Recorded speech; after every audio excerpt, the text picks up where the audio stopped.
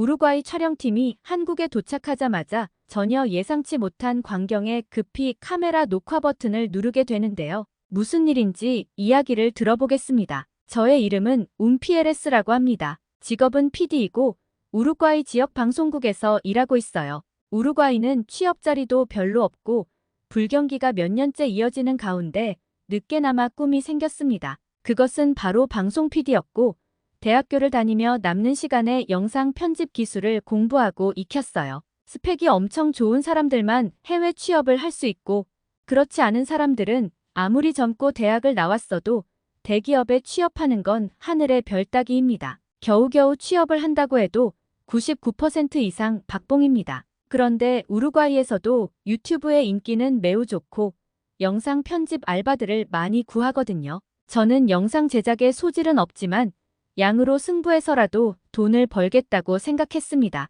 대학 생활을 하면서도 프리랜서처럼 일을 했어요. 일을 찾아 전전했죠. 그러다 보니 자연스레 영상 기획에 대해서도 알게 되고 제가 열심히 하다 보니 편집만 할 게 아니고 영상 촬영도 해달라는 곳이 생기더라고요. 그렇게 저는 중고생 학교 생활을 촬영하는 일도 해보고 공모전에도 응모해서 당선이 되었죠. 지금은 이렇게 지역 방송국 PD 자리까지 오게 되었습니다. 완전한 직장인이 되면서 숨통이 조금 트였습니다. 프리랜서만 하다가 매월 정해진 날에 돈이 통장에 팍팍 꽂히는 걸 보니 기쁨에 눈물이 날 것 같더라고요. 돈에 연연하지는 않았지만 사실 커피 한 잔 사 먹고 싶어도 프리랜서 할 땐 다음 달에 일거리가 없을까봐 생활비를 편하게 쓰지 못했어요. 그렇게 생활비를 아끼고 아끼다 보면 어쩔 땐 돈이 많이 남을 때도 있었답니다. 그만큼 궁핍하게 살아야 했고 그럴수록 꼭 성공하고 싶었어요. 마트에 가면 먹고 싶은 반찬과 저렴한 반찬 두 개 앞에서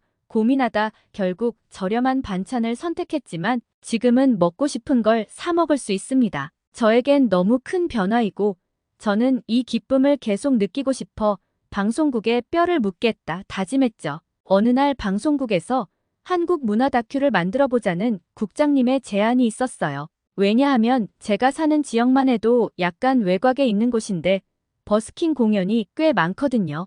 길거리에서 어린 중고생 학생들이 길에서 공연을 하는데 대부분 한국 아이돌 노래였죠. 이런 건 본국에서 한류에 관해 다큐멘터리를 여러 번 보냈기 때문에 지역 방송국에서 해봤자 무슨 의미가 있겠냐 싶었는데 국장님께서는 한국인의 일상을 촬영하는 것도 큰 반응을 얻을 것 같다고 했죠. 지역 방송국에서 대박 터지는 프로그램이 한 번 나오면 본국에서도 상여금이 두둑히 나오고 방송 장비도 다 교체할 수 있는 지원금이 나오기 때문에 피 터지는 경쟁을 하고 있거든요. 거기다 저 역시 한국이라는 왠지 이름만 들어도 한 번쯤 가고 싶다는 생각이 들었습니다. 국장님은 TF팀을 꾸려 어서 한국으로 갈 촬영팀을 만들고 예산안을 보고하라고 하셨어요. 이 팀에 들어가기 위해 간단한 심사를 거쳤는데 저는 유튜브 영상 제작으로 이미 한국 문화에 대해 많이 알고 있기도 했었고 방송국 막내라는 이유로 가진 잡다한 일을 다 할 사람이 필요하다 보니 너무 쉽게 심사에 합격하게 되었습니다. 한국행 일정이 잡혀지면서 일상의 어떤 모습을 위주로 촬영할지 영상 기획에 대한 회의가 밤낮으로 이어졌었습니다. 은밀히 방문할 한국의 유명한 가게, 학생들이 다니는 댄스 학원, 그리고 홍대 거리 등 효율적인 이동 동선을 짰고 인터뷰, 섭외, 숙소 예약 등 꼼꼼하게 준비했습니다. 드디어 고대하던 한국행 비행기 탔습니다. 사실 비행기 안에서도 노트북을 켜고 예정된 스케줄들을 한 번 더 체크하려고 했지만 그동안 너무 달려와서 그런지 비행기에 앉자마자 자버렸습니다. 기내식도 2번이나 패스하면서 그간 쌓인 피로를 풀었습니다. 실컷 자도 도착하려면 하루가 넘게 남다 보니 저는 기내에서 제공되는 영화 중에 한국 영화를 켰습니다.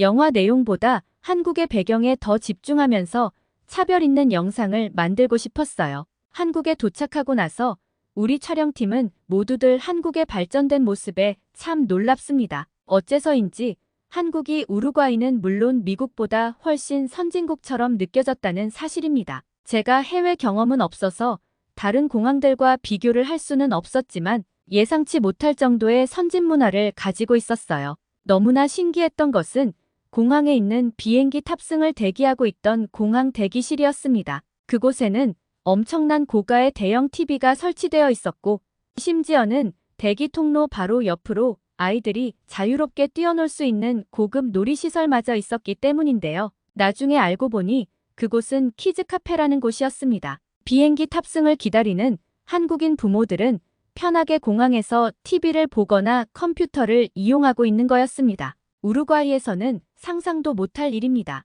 같이 온 촬영팀 동료가 휴대폰으로 정보를 찾아보니 인천공항이 무려 선진국 공항 순위 1위에 있다는 충격적인 화면을 보여줬습니다. 공항을 빠져나와 우리 촬영팀은 공항 철도를 이용해서 숙소가 있는 용산의 한 호텔로 가야 했습니다. 촬영팀은 한국의 일상 중 지하철 타는 것을 촬영하는 부분이 있어서 우리는 바로 소형 카메라를 들고 한국 지하철을 처음 타는 브이로그를 촬영하는 컨셉으로 업무를 시작했습니다. 지하철 노선도를 보고 표를 사는 과정을 촬영하는데 놀랍게도 한국은 지하철로 많은 도시로 이동이 가능하고 가격도 저렴하다는 것을 발견했습니다. 지하철을 타기 위해 계단으로 내려간 순간 우리는 눈앞에 펼쳐진 상황에 당황했습니다. 마치 자판기처럼 생긴 엄청나게 큰 기계에 책을 빌릴 수 있었거든요. 우리는 무인 대여 기계에서 책을 빌리는 모습을 열심히 촬영했습니다.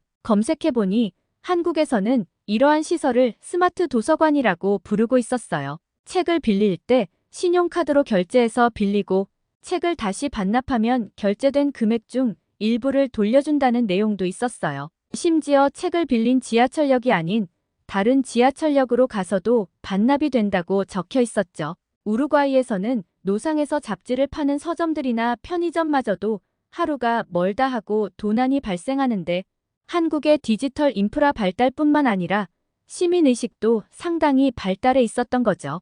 저는 곧바로 한국의 스마트 도서관을 동영상으로 찍어 국장님께 이런 시설에 대해 촬영하고 있다고 보고 드렸고 국장님은 어떻게 이런 시스템이 가능하냐면서 신용카드 결제를 직접 하는 부분까지 촬영을 하라고 하셨습니다. 우리의 충격은 거기서 끝나지 않았죠. 지하철을 타고 외국인 인터뷰 컨셉으로 촬영을 하고 있는데 아까부터 선반 위에 가방 하나가 방치되어 있었어요. 저는 가방이 계속 신경 쓰여 카메라에 계속 담았죠. 하지만 30분이 지나도 가방은 그대로 있는 거였어요. 그 가방이 놓여있는 자리 아래 많은 승객들이 타고 내리며 바뀌고 있었고 주인은 분명히 저 가방을 잃어버리고 그냥 내린 것 같았거든요. 그 가방을 더 지켜볼 수 없었던 저는 선배에게 저 가방이 어떻게 되는지 궁금하다고 했어요. 성격이 활발하고 넉살이 좋았던 선배는 앞자리에 있는 한국 여성분에게 번역기 앱을 써가며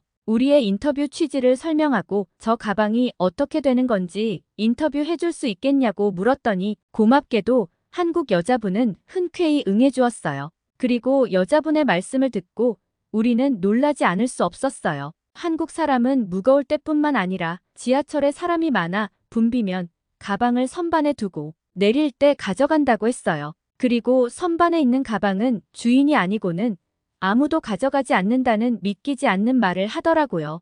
혹여 주인이 깜빡 잊고 가져가지 않는다면 어떻게 되는 거냐고 물었더니 그녀는 지하철이 종료될 때 분실물 센터에 입고될 것이고 가방 안에 주인의 인적 사항을 확인할 수 있는 것이 있다면 주인은 쉽게 가방을 찾아갈 수 있다고 했어요. 실제로 그녀도 예전에 쇼핑하면서 샀던 새 옷을 가방지에 두고 내린 적이 있는데 분실물 센터에서 영수증을 보여주고 옷을 금방 찾은 적이 있다고 말해주었습니다. 기본적으로 한국 사람들은 다른 사람의 물건에 욕심을 내지 않는다는 이야기도 덧붙이면서요. 촬영팀은 그 이야기를 듣는데 입이 다물어지지 않았습니다. 한국의 지하철 촬영은 그렇게 마무리되었고 우리는 숙소에 도착해서 짐을 풀었습니다. 장시간 비행으로 피곤했지만 저녁 촬영을 서둘러야 했습니다. 우리가 간 곳은 한강시민공원이었습니다. 서울 사람들이 언제든지 갈 수 있고 가족과 연인들이 가장 즐겨 찾는 곳이라고 했거든요.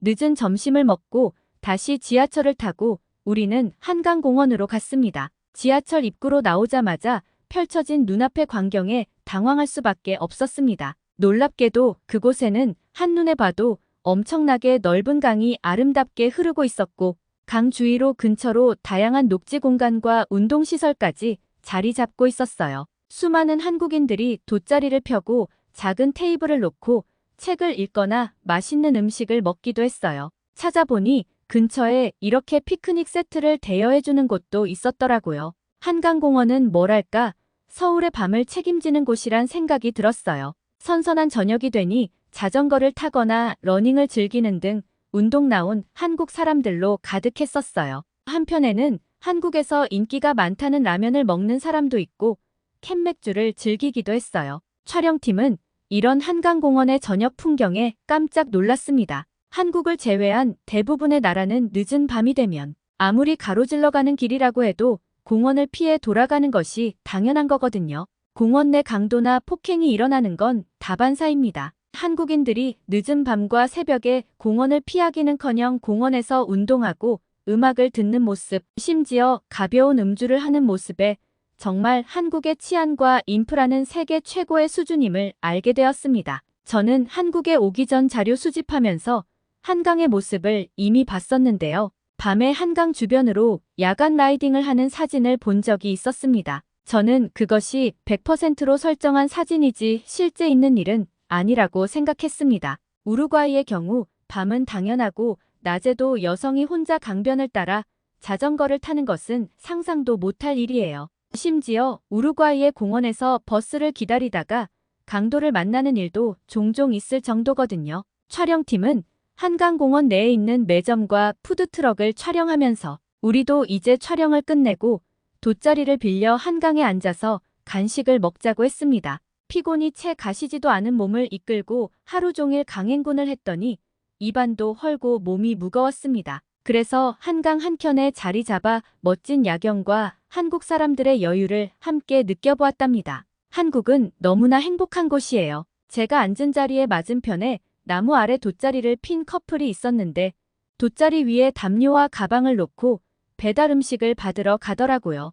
오늘 아침만 해도 저 모습을 보았다면 상상도 못할 일이었을 겁니다. 개인 물건을 공원에 두고 간다는 건 내 물건을 가져가라는 뜻인데 한국에서는 저 물건이 안전하다는 걸 알았거든요. 우리 팀은 보름 동안 한국에서 촬영을 잘 마쳤고 단 한 건의 사고도 없이 마무리되었어요. 영상을 제작하며 그 중간에 저희가 겪은 한국에서의 일들을 끼워 넣을 생각입니다. 믿지 못할 한국의 취향과 시민들의 의식 수준, 한국이라는 나라를 알게 되어 참 뿌듯합니다. 제가 들려드릴 이야기는 여기까지입니다. 움피에레스 씨의 한국 방문기 재미있게 들었습니다. 이번에는 일 때문에 한국에 오셨지만 다음엔 친구들과 한국에 놀러 온다면 한 번쯤은 밤에 한강에 와서 한국 사람들처럼 치킨과 맥주를 해보시는 건 어떨까요? 어떻게 들으셨나요? 구독과 좋아요, 알람 설정은 감동입니다. 끝까지 시청해주셔서 감사합니다.